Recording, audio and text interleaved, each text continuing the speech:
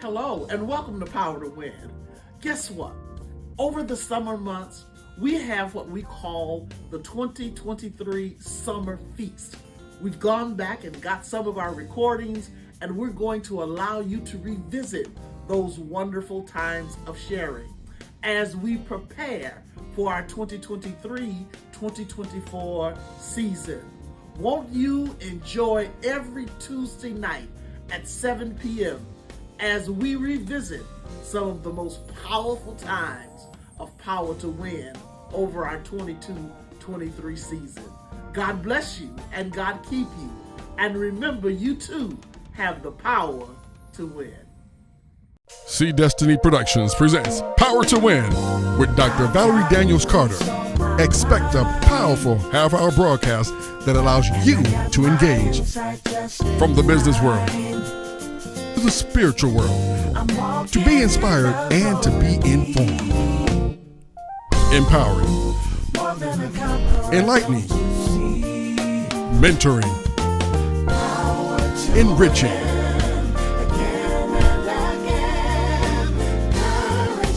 Please like us on Facebook and follow us on YouTube and Instagram.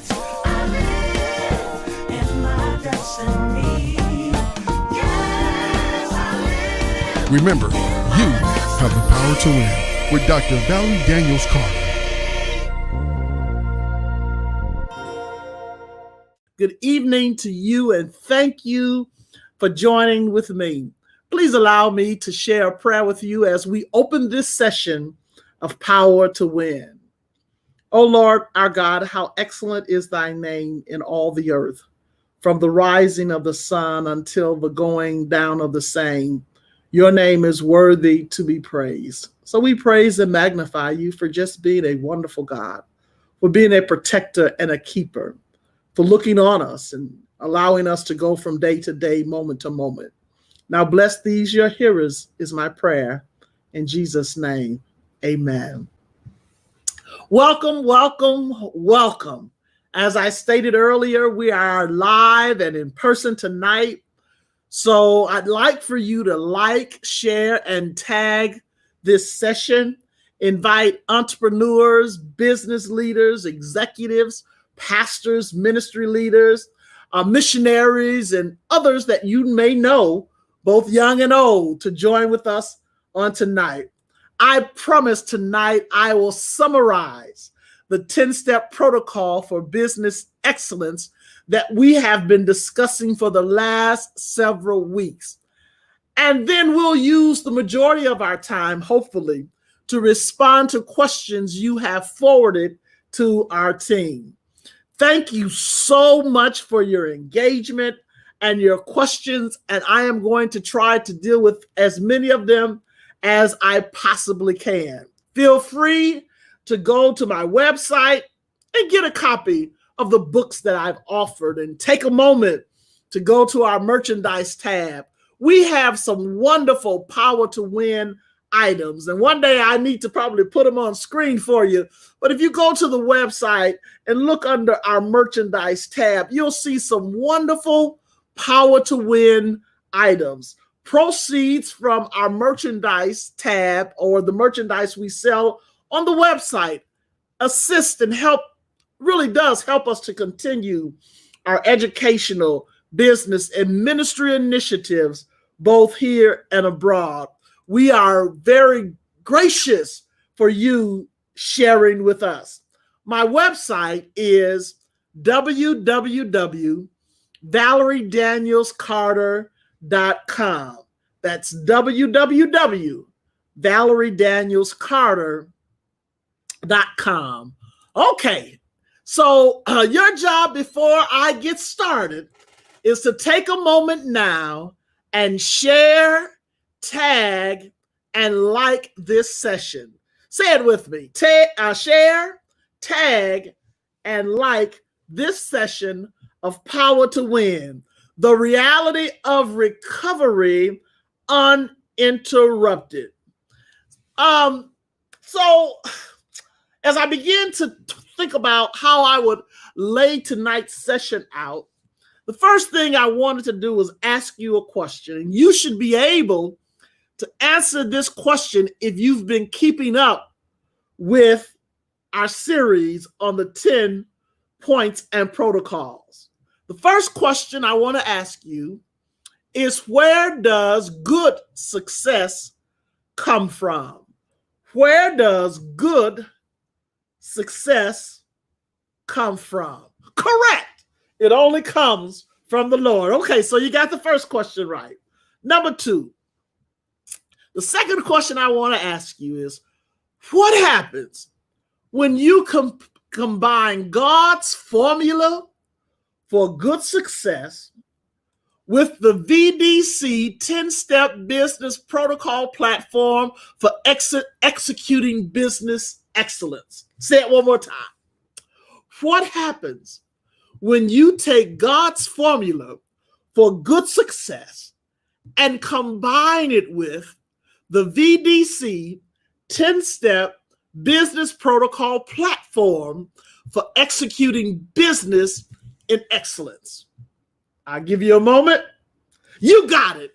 It allows you to operate in overflows. Why is she so excited? Why is Dr. Carter so excited tonight? I'm excited because I see your future, and I know your future is going to be much brighter than your past. So I'm so glad to be with you tonight and share and dialogue with you. And I'm looking for the blessings of the Lord to overshadow you. As I have shared with you before, great leaders are not born. They are developed and created through time, patience, experience, and mentoring. I'm going to say that one more time. Great leaders are not born great.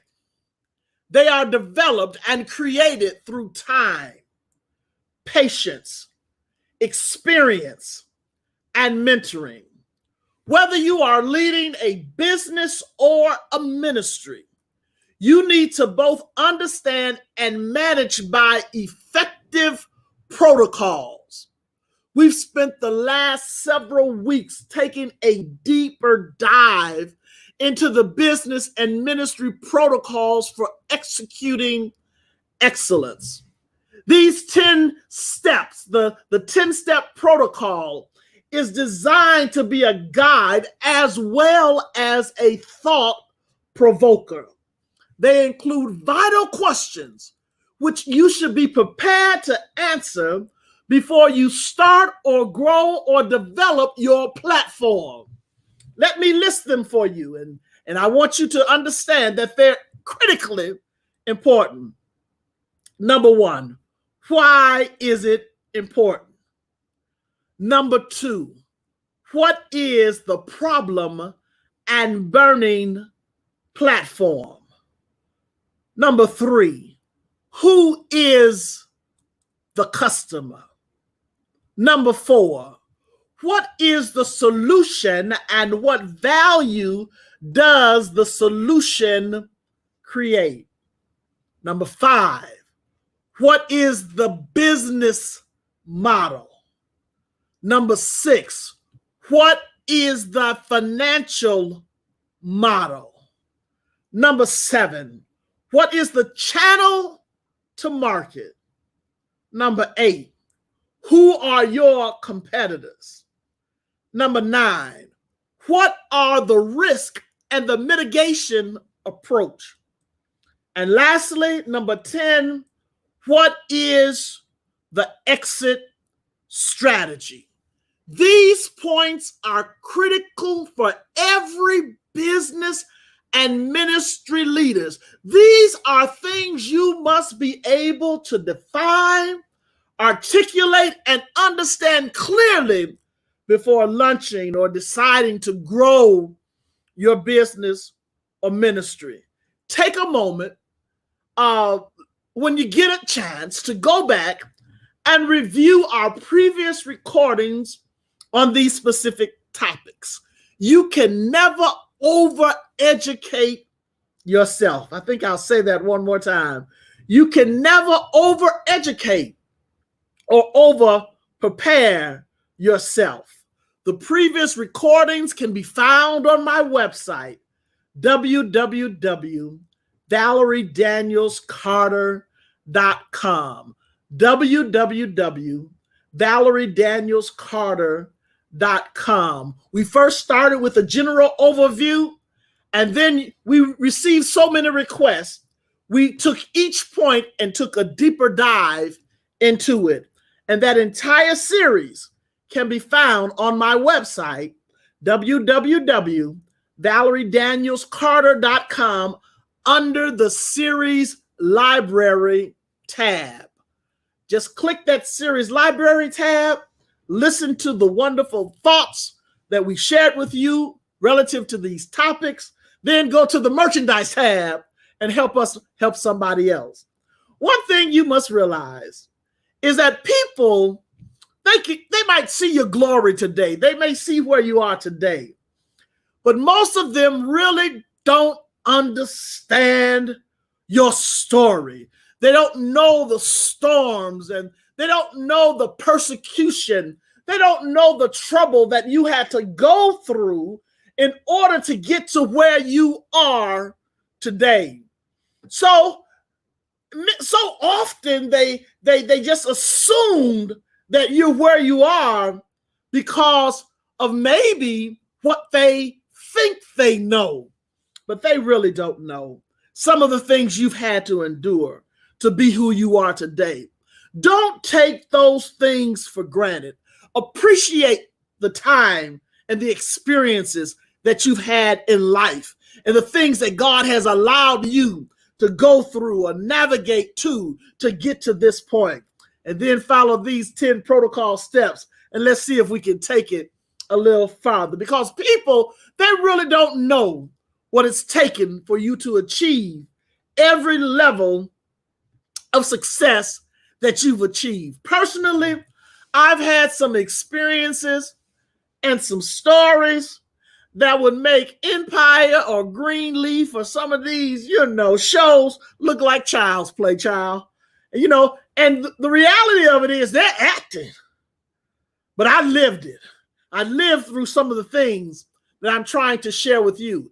If I can help and prevent you from making certain errors or some of the errors that I made in life, or if I can help you prevent some of the pitfalls that you don't have to experience, I want to be so I would say helpful to sharing what I know. So this is my season of sharing and intergenerational transfer, especially to young entrepreneurs who want to really build out in a way that represents excellence. But I got to tell you something. Yeah, experience. I could sing that song that I said. What does it say? I've had many tears and sorrows. I've had hopes for tomorrow.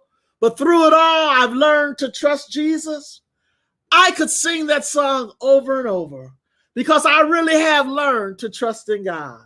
And I've learned how to depend on him for what I need. But it was all for my making. If I had the opportunity for someone to share these protocols with me before I began or expanded my business, I could have avoided so many failures and so many pitfalls. That's why it's so important for me to hopefully grab you and tell you these are the things you should look out for. These are the things you want to watch out for, because hopefully it will help you. I would have been 10,000 times wiser if I had just had someone share these points with me. And this is why I'm so adamant about sharing them with you. Well, I know some of you texted me last week and told me, Dr. Carter, you left us with a cliffhanger last week, so I'm going to take the remainder of this evening to directly answer the questions or some of the questions that you've requested of me. And again, if you have additional questions, this is the time to share them with us. Place them in the comments section. Place them on our website. and we'll try our best to answer. Remember to take a moment now to share this video, like me on Facebook, and subscribe to my YouTube channel, and follow me on Instagram. I'm going to say it one more time. Share this video. Feel free to do that. Like me on Facebook. Go and subscribe on YouTube and follow me on Instagram. So let's get started with the question. The question that I left you with last week as the cliffhanger was, in reference to your business point entitled, "Who are your competitors?" Is it good to do a feasibility study or assessment to see if your company and or ministry is meeting the needs for the people they want to reach? So in essence, what this person is really saying is there value in doing a feasibility study or an assessment to ensure that your business or your ministry is doing what the objective is that they set out and is really reaching who they should reach? I want to say to you, it absolutely is a good idea. A feasibility study or assessment is something that you should do, and you should do it more often than not.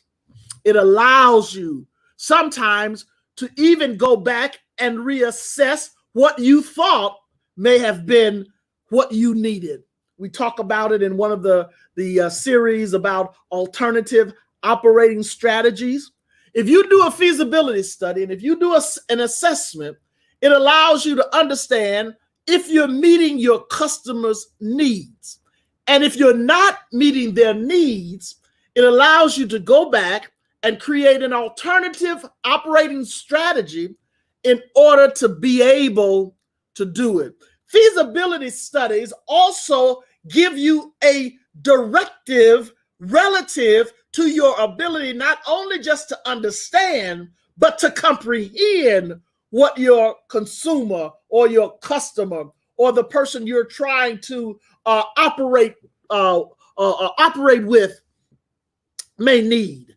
I will tell you this. I've had many feasibility studies done even before I started in certain developmental processes. Before I build a restaurant, I do a feasibility study. I do an assessment. Before I expand, I do and take time to make sure we do a feasibility study to understand whether or not it's practical for us to do. When you have your feasibility study or your assessment, you also then can put it together some strategies that may even help you to introduce other things to your consumer that they didn't even know they were looking for. Tell you something about life. You cannot conceptualize what you really want unless someone verbally helps you to see it or you've seen it for yourself. And some things, if you have never seen it for yourself, you really can't appreciate. I know I'm taking a moment, but I want to answer your questions directly. Sometimes you have to be able to do a feasibility study that not only tells your consumer what they may want and whether or not you're reaching them there, but it also will tell you what they don't know. And sometimes in introducing them to the unknown, you become more valuable to them as a leader. If you tell me something that I need to do, and I launch out and do it, and I'm successful, I'm going to celebrate you as my leader. I'm going to celebrate you as my mentor. I'm going to celebrate you as the person that has helped or aided me to get to the next level. It really is about helping one another get to the next level or get to the next place. And feasibility studies, assessments, and things of that nature will allow you not only to look at the today, but it will allow you to understand more clearly the tomorrow. I hope I've answered that question with some depth for you, but we'll continue. Got a question from a young lady by the name of Kathy. Kathy wants to know, is it possible to transfer ownership and maintain a certain amount of income? And I want to tell Kathy, absolutely it is. And I'm not sure which week it was. I believe it was last week where we talked about the exit strategies and the different ways you can exit ownership and maintain either a certain amount of income or the structure, having various structures. We talked about some of the various structures that you can do when you decide to sell or transfer your business. And you also want to look at the tax implication of how you sell and transfer your business. Doesn't do you any good to sell your business and then turn around and have to pay out everything that you've just received and then have taxable income on top of that. You have to be wise. You have to be strategic, and you have to have a good accountant and tax accountant working with you as you begin to transfer things that you may own. So you may want to maintain a certain amount of income so it gives you that comfort level that you need. You may want to remain in the business, or you may want to step out of the business. All of these are things that you will write up and agree to with the company or organization or person that you're either selling or transferring your business to. But it's always good, and I tell you this in life, it's always good to have a check coming in from different sources, because you never know when one of those sources may never be there. So when you're selling your business, there's nothing wrong with maintaining how the distribution of income comes to you. Thank you, Kathy, for your question. Next question comes from someone named Mary Trice. Mary has a question. How do you know what your business is worth, and how do you determine the value? And we talked about this several weeks ago because some people think their business is really worth much more than it is. And doing the proper assessments, and there are organizations and companies out there that will help you understand the value and the worth of your business. I know you worked hard. I know you worked a long time. I know you put years and years and years into this organization or this ministry. And sometimes to you, that value that you've given in terms of your personal commitment and things of that nature to build and grow this business may not be reflected in your financials. That's why it is so important to have good, and I'm going to say this, and very accurate financial statements, because you don't want to be in a position to where you've worked year after year after year after year, and you've not properly recorded everything that you may have loaned to that business or that ministry. So many times when young pastors start their ministry, they put in this to help the ministry, or they'll put in this amount to help the ministry, or they'll write a check here to help someone in the ministry, and they're donating, or they're loaning money. I remember so vividly when my brother started his ministry, and he wanted to make sure everything was just right. And so he would give his last to make sure everything was just right.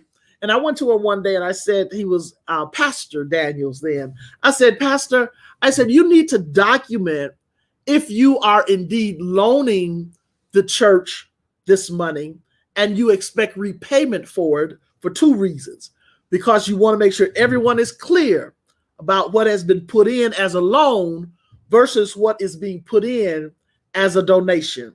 I said, secondly, you want to make sure that it is an arm's length transaction so that the trustees and the deacons and everyone is under the same understanding that guess what? We needed a van. We didn't have the capacity at that time to buy the van. And you're going to loan the church X amount of dollars so we could buy that van. Just like we would document it with Ford Motor Credit or Chrysler Credit or a bank, we need to be able to document it with the person within the ministry that may be loaning the money to the ministry. And that is so important because it also avoids issues in the transition of that individual. So many pastors transition and they're promoted to glory, and their family is left saying, well, the church owes or the ministry owes so much, but there's no documentation. Make sure there's documentation and make sure it's signed by the appropriate people. It just can't be a situation where you write a check, you put down in memo section loan, and no one knows what's going on. Make sure not only do you're clear about what you've loaned and how much you've loaned, but that it is properly documented by the right individuals. I got to go back to this point because this point is so important. Make sure the value of your business is recorded and you understand it on an annual basis. When you actually see your retained earnings, and one day we'll get into financial terminology, when you actually understand your net worth of your business or your ministry, it tells you what that value is. And if you look at that number and it does not reflect what you think, then you need to sit down with your financial people and have them identify and explain to you why the net worth is what it is. Because when you get ready to sell your business 9 times out of 10 is going to be sold on the multiple of the profit. Oh, my time is almost out. They're telling me, and I've got all these questions sitting in front of me. I don't know. We may have to go live next week just to finish these questions. But I got to tell you, when you're trying to sell your business or you're trying to transfer your ministry based on value, it's based on certain multiples. Your real estate has a value. Your operations has a value. Your infrastructure has a value. There's something that's called goodwill. It has value. If you stay within the company, you may be bringing value to the company, and that has to be considered in the overall sale. My time is out. I've got more questions. I'm going to give it to my team on this week, and we may have to go live again. It's time for me to close. Remember to remain positive and take comfort in these 2 positive scriptures, Isaiah 41:10. So do not fear, for I am with you. Be not dismayed, for I am your God. I will strengthen you and help you. I will uphold you with my righteous right hand. Isaiah 41:10. And remember Jeremiah 29:11. For I know the thoughts that I think toward you, saith the Lord, thoughts of peace and not evil, to give you an expected end. You have an expected end, and that end is going to be based on the promises of God. Won't you close with me in prayer? For this time of sharing, we are grateful. Thank you for your goodness and your mercy and your tender care. Continue to bless these, your people, the listeners. Give us what to say and how to say that it will empower your people. This is my prayer in Jesus' name. Again, thank you for joining me. Join me next week as we continue our series of the reality of recovery uninterrupted. Take a moment to visit our website, www.valeriedanielscarter.com. Like us and follow us on Facebook and Instagram.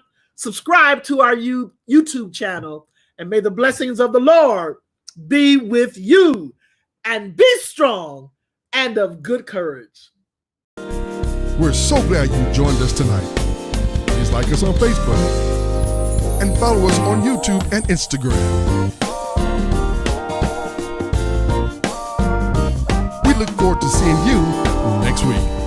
Remember, you have the power to win with Dr. Valerie Daniels Carter.